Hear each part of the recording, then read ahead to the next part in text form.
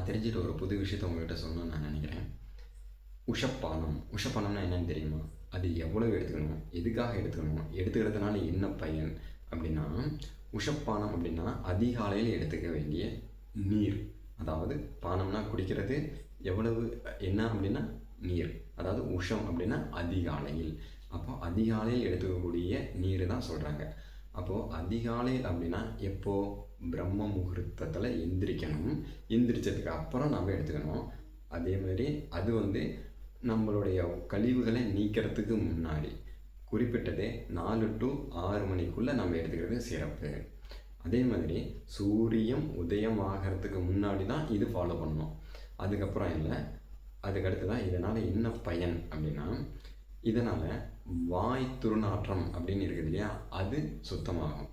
அதுக்கு அடுத்து தான் ஜீரணம் ஆகாமல் இருந்தது அப்படின்னா அந்த ஜீரணத்தை சரியாக ஜீரணம் பண்ணி கழிவுகளாக மாற்றி அனுப்பக்கூடிய தன்மை அதுக்கு உண்டு.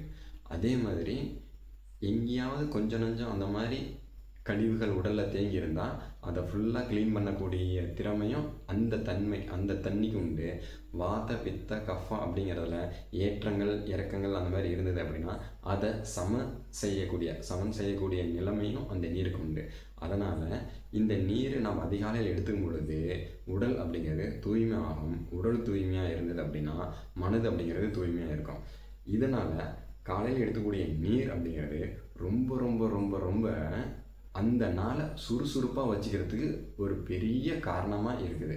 அதனால் அதிகாலையில் நம்ம தினசரி எடுத்துகிட்டு வந்தோம் அப்படின்னா நம்மளுடைய உடல் அப்படிங்கிறது தூய்மையாக இருக்கும். அதே மாதிரி ஆயுளும் அதிக நாள் இருக்கும். நம்மளுடைய ஆயுளை அதிகப்படுத்துறதுக்கும் ஆரோக்கியத்தை வளர்த்துக்கிறதுக்கும் முக்கியமான ஒரு காரணம் இந்த உஷப்பானம். அதனால் நீங்கள் ஃபாலோ பண்ணுறீங்களா? இல்லை அப்படின்னா ஃபாலோ பண்ணுங்கள்.